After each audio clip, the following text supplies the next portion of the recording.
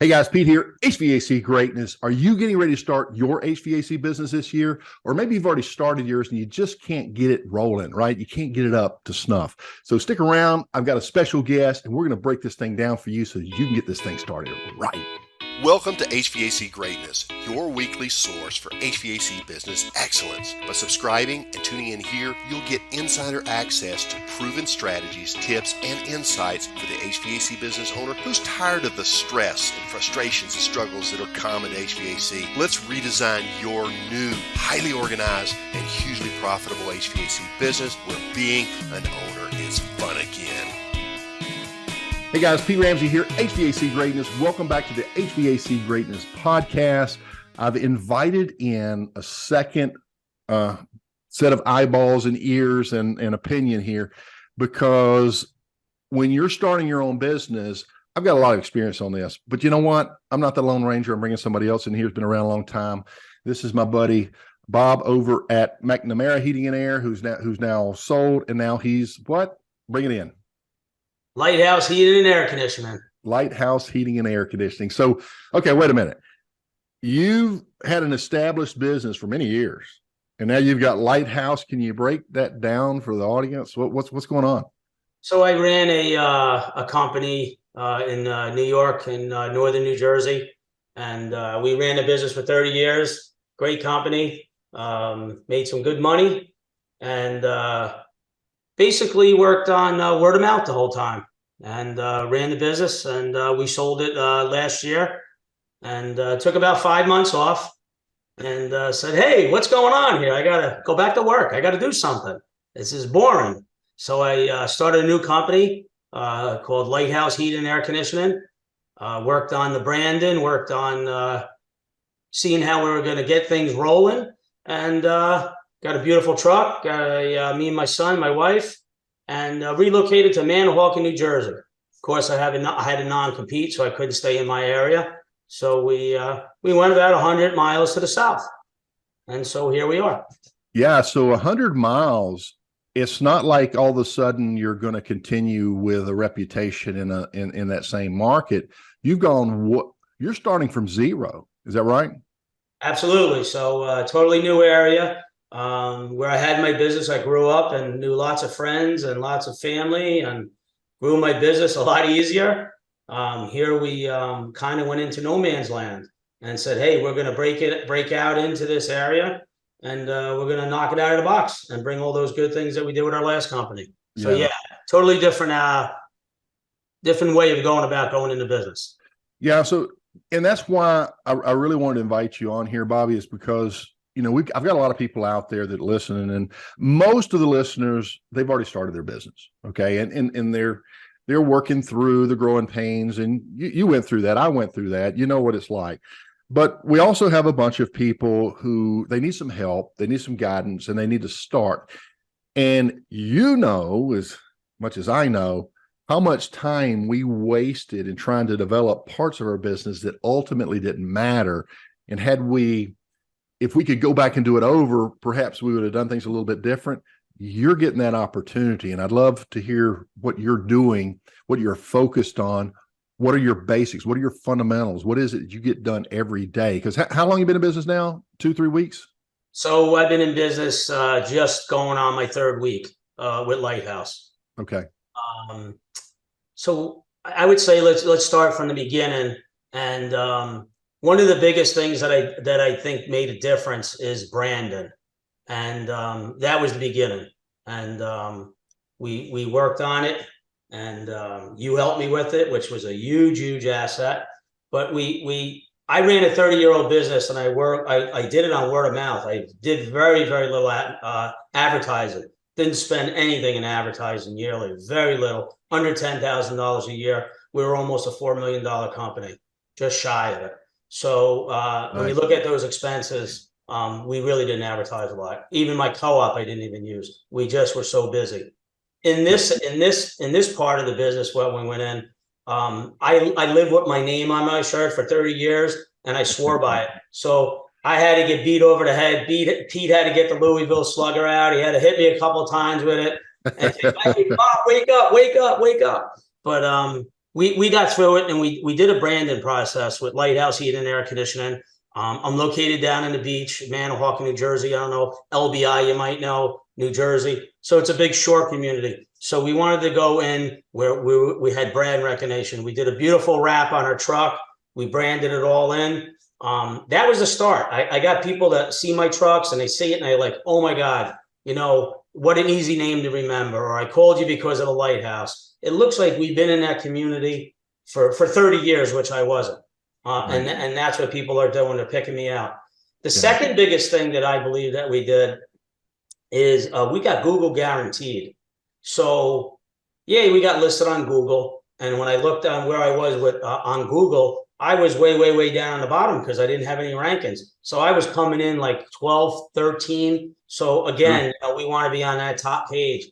So we went through the process of getting Google guaranteed. And the exact day I was looking exactly see where I was when the Google guarantee came out. Early that morning, I think I was number 13. By the end of the day, I was number 4. Wow. So I popped all the way up. Phone started ringing. People are seeing the lighthouse branding. We got a truck moving around. I got one truck in that community. People go, man, we see your truck all over the place. People are noticing the truck. People are totally understanding the branding concept. I've gotten compliment after compliment on the truck. I've had people say how easy it is to remember the name. So there's lots of things that went into that. The Google guaranteed is huge. We're paying for some leads to go to it. We're 3 weeks in. We've already got installs going on. We've already got service calls going on. We have maintenances going on. So the phone is ringing. So how do you charge in comparison to your old company? To get started, you have to be cheap, or what would you say? You know, that's another question. Absolutely no, you don't got to be cheap. I think you want to be middle of the road. I'm not priced as much as I was at my last company, but I have no overhead. Before I had a store, I had all these vans, insurances. You know, here I'm working out of my house. I've got me and my son and my wife, so our overhead is really low.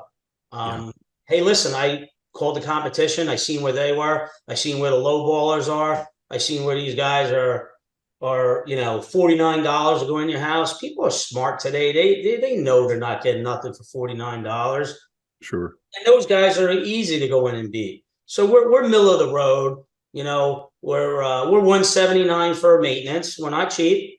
We give a discount on that. So for people that are looking for coupons and all that stuff, we want them to be able to use it. We point them to our website because when I point them to the website to get the coupon, they always go nosing around. So what better place to send them is to your website and let them do nosing around and what other coupons are available, what other services are available. So that's a reason is to having a website and sending your customers to the website. Even it's just to download the coupon because they're going to go nosing around on your website. Right.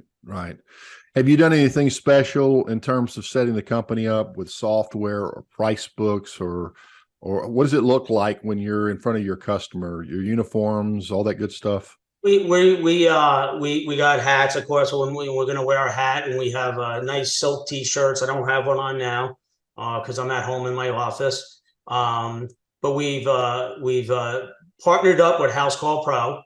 And we also partnered up with Podium for reviews, the push Google reviews. We're 3 weeks in. We already got 8 reviews, which is huge, as we all know, for reviews. A lot of 5 of them we did on our own. We were big at getting our own reviews.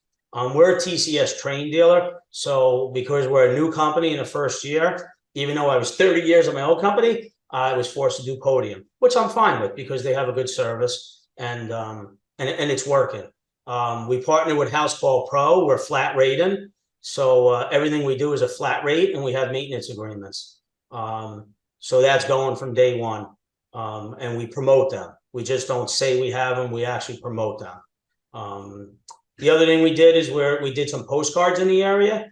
And so far it's been a decent response. Nothing great, but again, everything works every little bit. We got like 8 calls off of postcards. We've mailed about 2,000 out as of right now. So not great, but 5 paying jobs, 3 estimates. So Sure. again, it's a start. Again, with my Google, with the postcards, every little bit we're nipping away. Yes, I'm spending some money on advertising. You know what? To make money, you got to spend money, is my motto. And an old timer told me that years ago, a big carrier dealer. And yeah, you got to have some money to set aside, but in order to get your wheels turning and the ball rolling, and we're selling jobs. Out of those, we've already sold 2 nice ductless jobs this week that we're doing. We're working on a duck job. So, it's there. We got to get up and swing the bat. That's the whole idea. We can't get up at the plate and watch the fastballs go by us. If we're not swinging at the plate and playing the game of business, then it's just not going to happen. Yeah. Yeah. So yeah, you said a lot. First of all, you began with branding and a company name. And I think that we are 95% of HVAC business owners, we're in denial.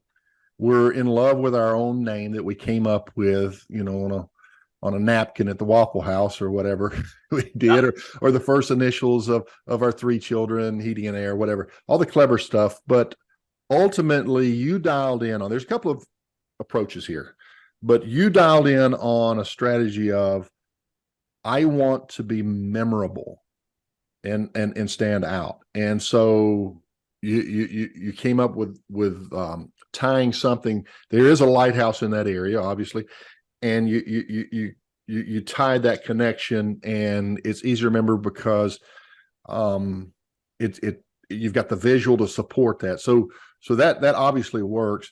And then you've got a nice slogan. It's guiding you to home comfort. Yeah, guiding you to home comfort. Home comfort. It's there on the hat. I almost couldn't see it. There it is. Guiding you to home comfort.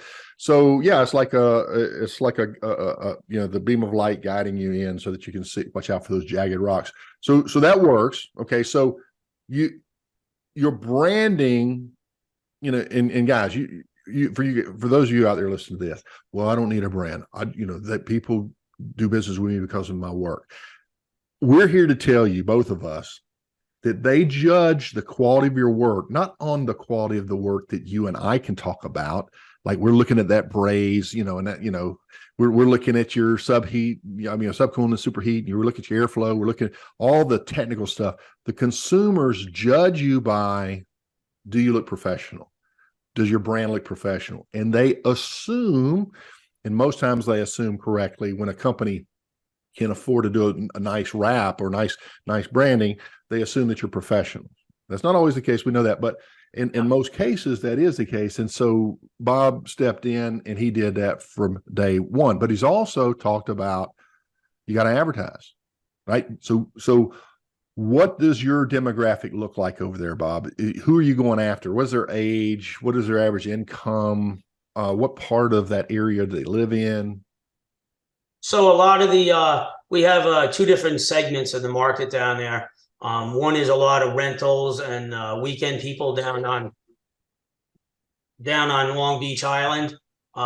There's a lot of rentals. There's a lot of landlords down there. So that piece of the market is a huge summer market. And when their AC breaks, they need people right away. Emergency service, the whole 9 yards.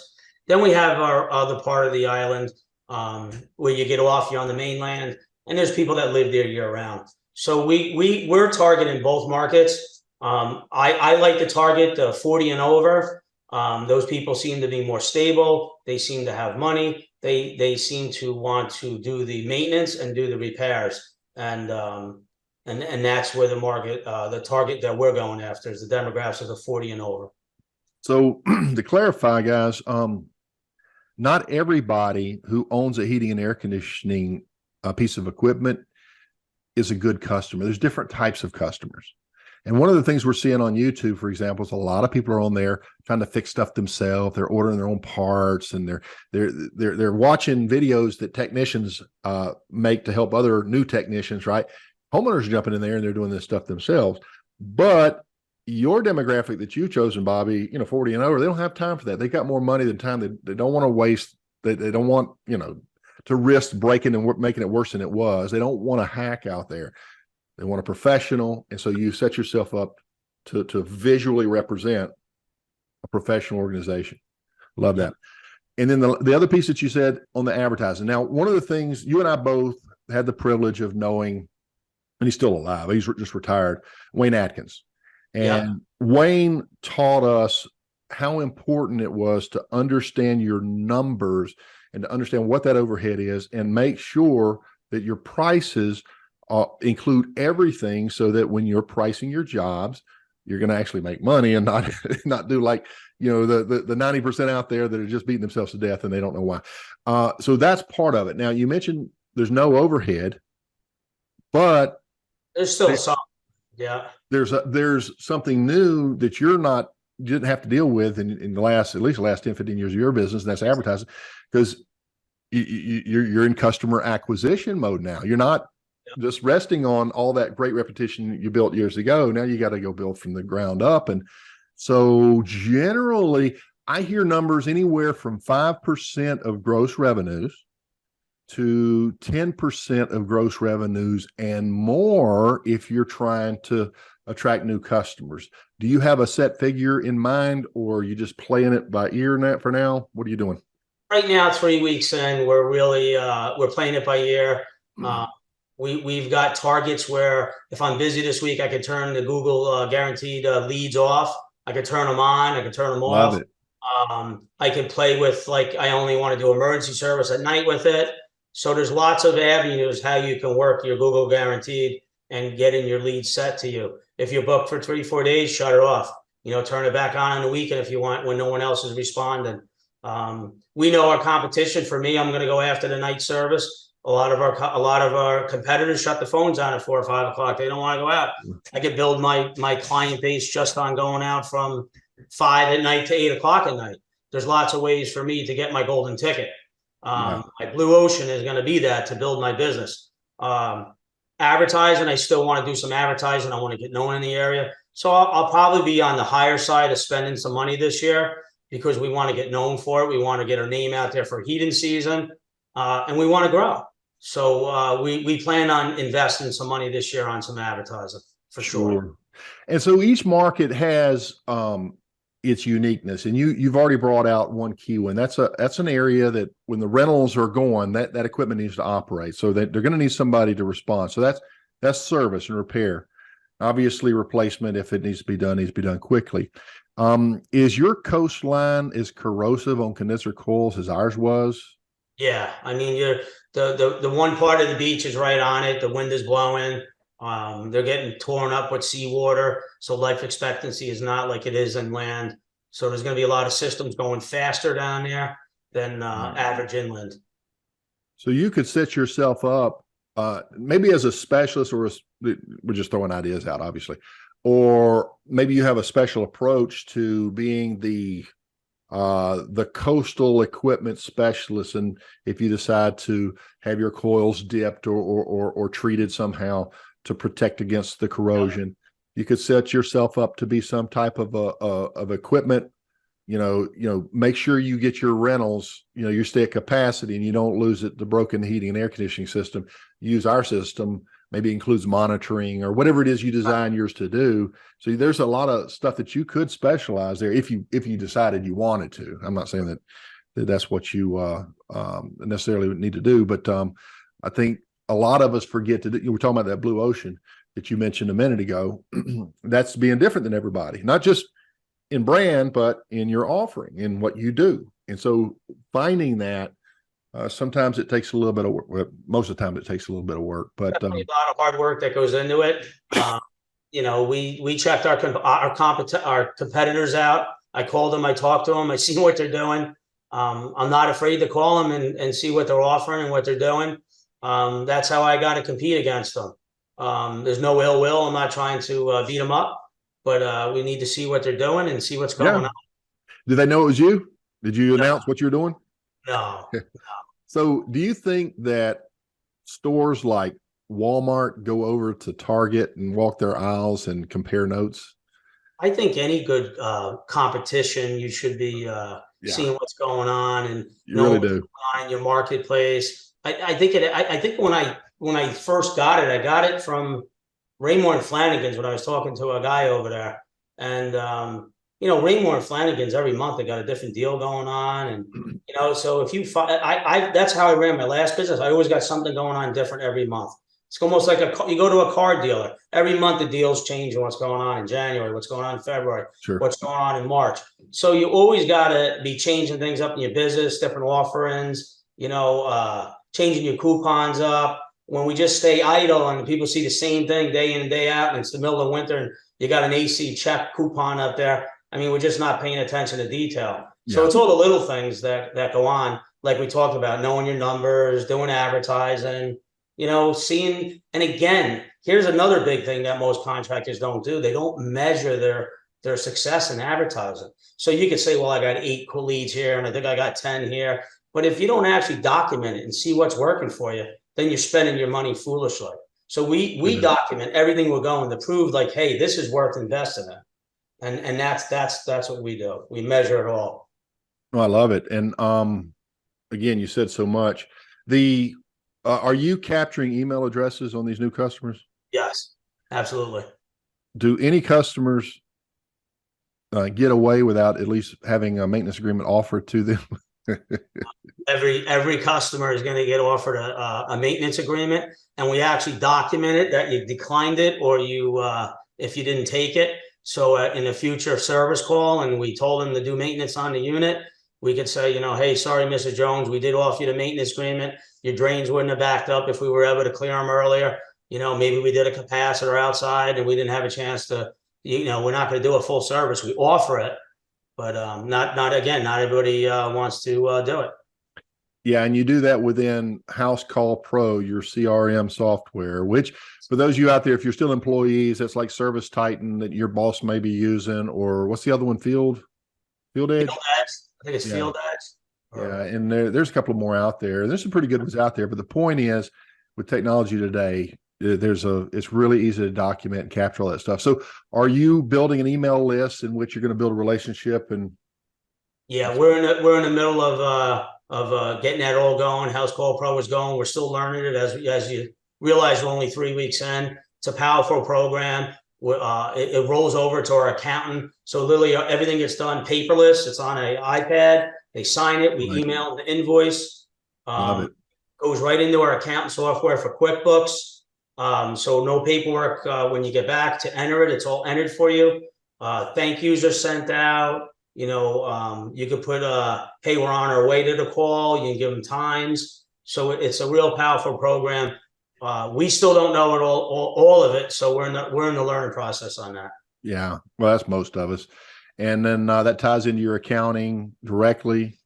You use QuickBooks like everybody else? Yeah, QuickBooks. Yeah. So as soon as we invoice it, it goes right into our QuickBooks and the name goes in. It all goes right in. So it's really nice. Yeah. And you understand what a proper chart of accounts does for your accounting, QuickBooks from day one. Would you be willing to elaborate on that for those listening?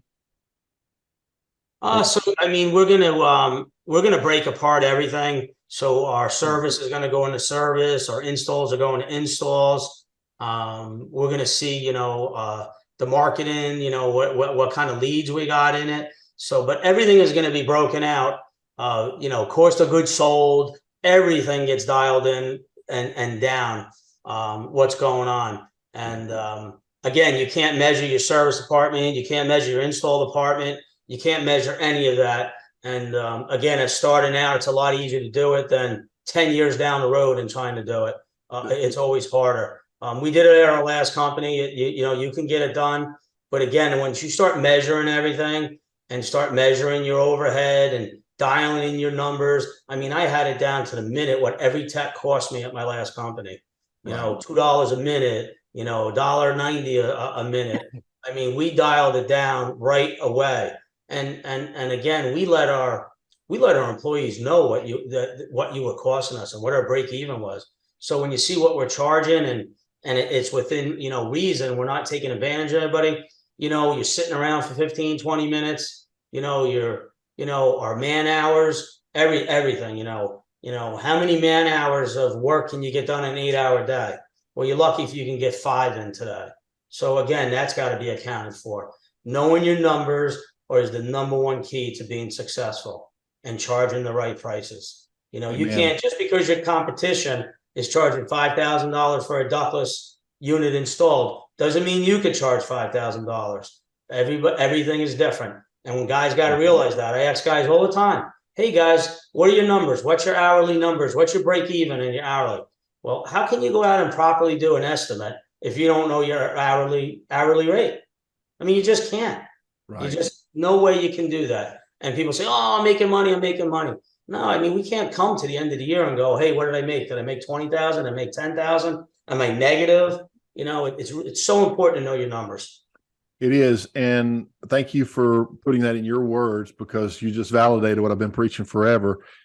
If you guys are listening and you heard Bobby mention a term that you didn't recognize, man hours, what are you talking about on that? Or maybe your break even, or what are your costs of goods sold? What is your labor that's burdened? What is, you know, what are these different departments with service and installation have to do with me making money?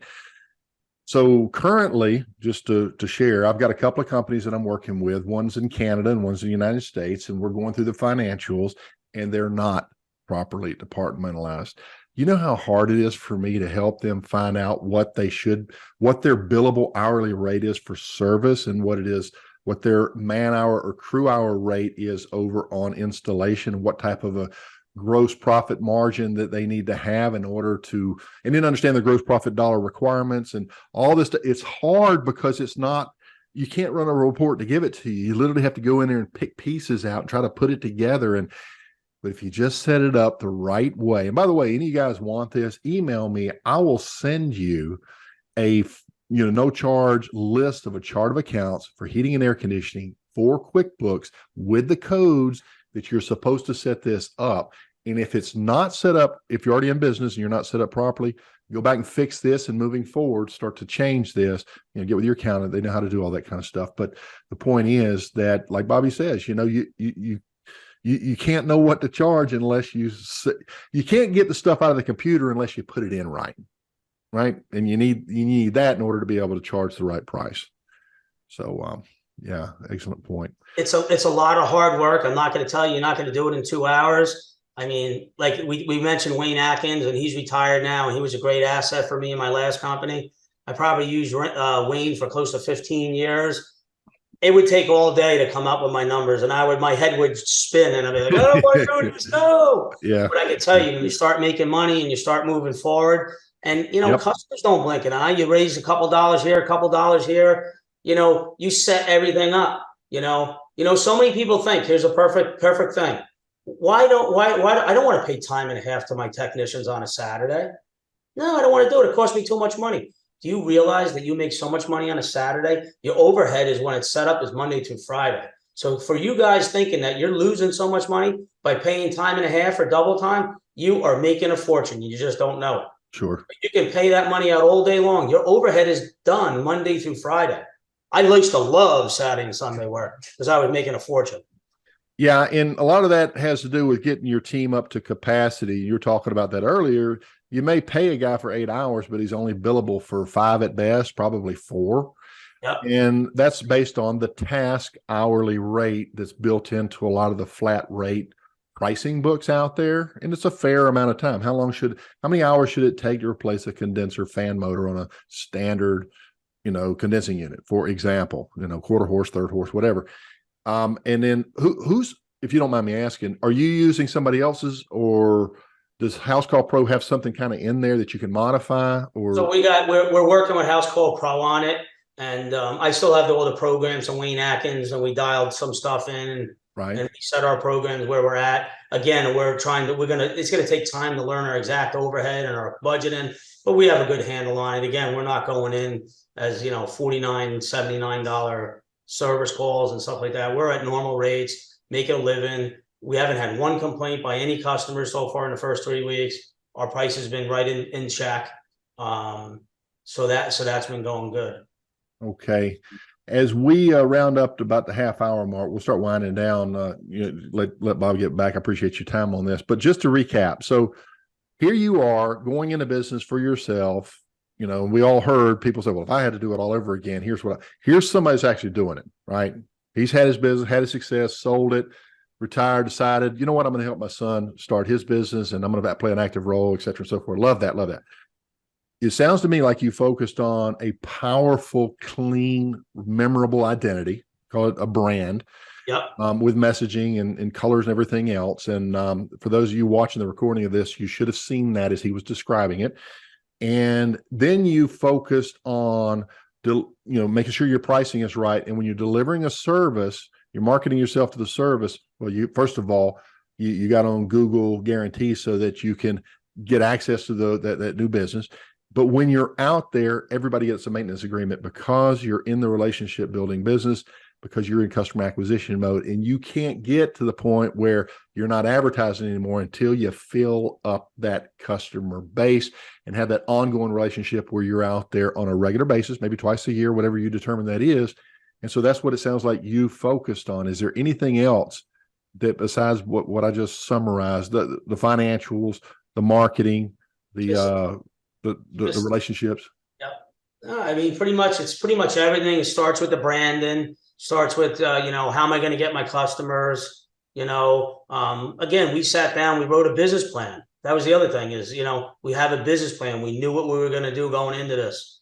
Love the it. three of us, we had a game plan. We set it. We talked to our manufacturers. We're a TCS dealer, so we paid to be a Trane dealer. For us, we're on their website. We get leads from them. It doesn't matter what brand you are, whether it's Carrier, Trane, Lennox, they're all good pieces of equipment moving forward. But, again, you got to partner with everybody from A to Z, House Call Pro, Podium, Trane, a good accountant, accountant is key. There's so many things to focus on. Again, maybe you can't tackle everything all at once. Name the top 5 things that you need to do. And then once a month, you tackle one at a time, and 2 and 3. This ain't built overnight. I call it a game of business, right? So I got to get the first base, then I got to get the second base, and then I got to try to steal and get the third. And it's a game of business, and we just keep pushing and pushing. But the whole idea is do something. Doing nothing, that's where it's going to happen. You're going to go backwards. Amen. And so when we mature as human beings, first of all, we're dependent, right? We're dependent on our moms, to eat and all the stuff. As we get older, we start to earn and learn independence, and we can do for ourselves. And then we get out there and we live by ourselves and we start to do all this stuff by ourselves. But there's another level, and that's what Bob just referred to, and that's interdependence. And that's forming relationships and partnerships with like Trane Comfort Specialist program. By the way, that's hard to get in out the gate. Did that former relationship help you in that aspect? Maybe a little bit? My former business, I was a Trane dealer, and we did rather well with it. And we grew the business, and they knew they had an opportunity where it was. Trane didn't have a huge presence where we are, so they were eager to get into that territory, and we're helping them do it. Awesome. Awesome. So you got that relationship, and then you're using software, and then you obviously your accountant's part of your life, and probably an attorney, definitely your tax man, and your tax attorney, and the marketing and all this other stuff. So yeah, I mean, it's the fundamentals, isn't it? Then it boils down to a business plan. So many people don't have a business plan. They don't have a game plan. You got to have a strategy. I mean, we just can't go in and wing it, right? So we got to come up with a game plan and see what's going to work and try different things. And everybody's area is different throughout the country. So you got to figure out what's going to work for you. Absolutely. Got to have a plan, got to follow the plan. And so great stuff, man. I really appreciate you coming on. And I just want to encourage you guys out there, if you're going to start your own, listen to things like this, get some help. Remember, interdependence. This is part of your maturity. Take some training. Take some business training. If you don't understand financials, learn what your P&L is, profit and loss, and how to read these things and how to set them up properly. And I know if you're out there and starting on that, what do you call that, bootstrap budget, because you're just kind of thrown out there, you may have to sacrifice a little bit, but as quickly as you can, you need to implement these things that Bob has focused on from the very beginning: professional image, branding, et cetera, so forth, high level marketing leads, such as Google guarantees and the like, maybe even Facebook, because there's that customer avatar tends to be over there, and as well as making sure those financials are right. the processes, the customer experience is good, and you repeat the cycle. Start building those relationships, right? So there's no magic pill. There's no secret formula, but it's not that hard. It's actually a lot easier than most people think, but it still works. It's heating and air. Come on, guys. We work for a living, right? Yeah. Well, cool. Well, guys, hopefully you enjoyed this. I want to thank Bob for coming on. We've had him on other interviews before. Hopefully we'll have him back when we talk about some of this other stuff. So Pete Ramsey, on behalf of Bob McNamara, we'll see you on the next one. Bye-bye. Hey, it's Pete. A quick thank you for joining me today on HVAC Greatness, or maybe just letting me keep you company as you're out running about. Either way, I sincerely hope that you picked up on something today that might help you and your business progress on your journey to HVAC greatness. Want more? Make sure we stay on the air. Share the podcast with a friend. Rate and review it. Be sure to subscribe to our email list at HVACgreatness.com so that you don't miss anything. This is Pete Ramsey signing out and reminding you why your customers love your business and what makes your company great. In one word, you. So let's keep refining your already good image and make it truly great.